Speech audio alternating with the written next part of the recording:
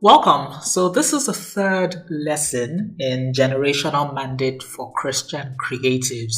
Now I'm going to delve a bit more into culture because one of the primary responsibilities of the Christian creative is to modulate culture through content.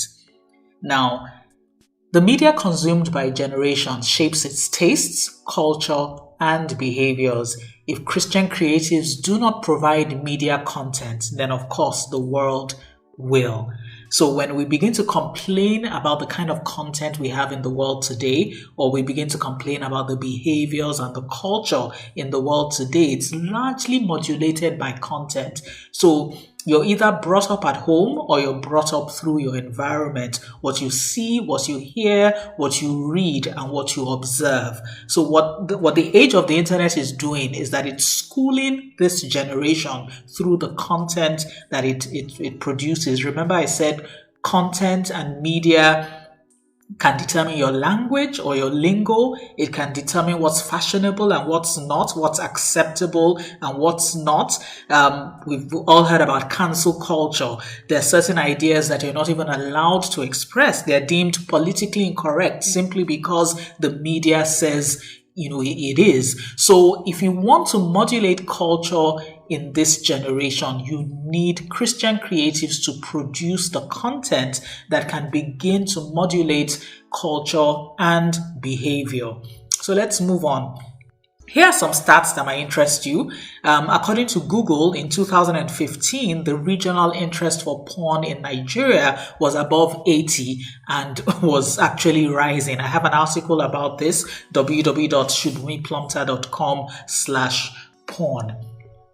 Now, what does that 80 mean? When a nation attains a rank of 100 for any subject, it means that at least 10% or more of searches the searches about that subject exceed 10% of all total searches. Now you can imagine about 10% of the Nigerians that are on the internet searching for porn. Remember, there are more Nigerians on the internet than the entire population of the UK. Now 10% of that actively searching for porn. It's a powerful a form of media in Nigeria. Now, what's the impact? In a survey of 400 bookings on a Nigerian therapy platform, 44% of bookings were for addiction to porn and masturbation. Now, this is the point I'm trying to make. 80% of that number was made up of Christians. Now, according to Dr. Gary Wilson, consistent consumption of porn rewires the brain of developing teenagers, leading to desensitization, a drop in libido, and willpower. This is a direct correlation between media and outcome. So when you begin to joke with media, you don't know it has real world consequences and real world outcomes. Addiction to porn and masturbation is largely a Christian problem.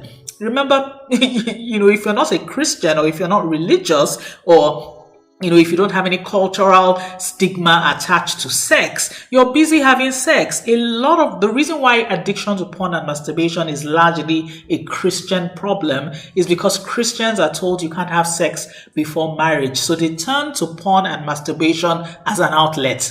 And then after all, they say it's not real sex. They're not, having sex with anybody. They're having sex with themselves.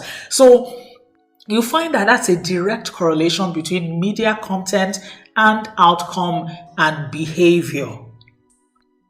Now, who is shaping the tastes of this generation? Who is providing content on the internet? Is it Christian creatives or is it the world? And who has shaped our musical tastes over the last 10 years? So if you look at all the major musical movements, over the last 10 years, who has actually been responsible for the sound, our musical sound, our beats? Is it Christian creatives or is it the world?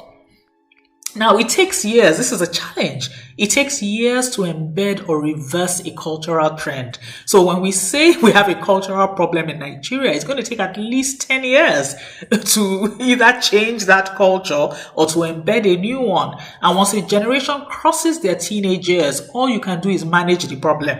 You can't solve the problem once they cross their teenage years. All you can do is manage. So that's why we're dealing with a lot of requests for therapy for addiction to porn and masturbation, because we're trying to manage a problem that started 10 years ago.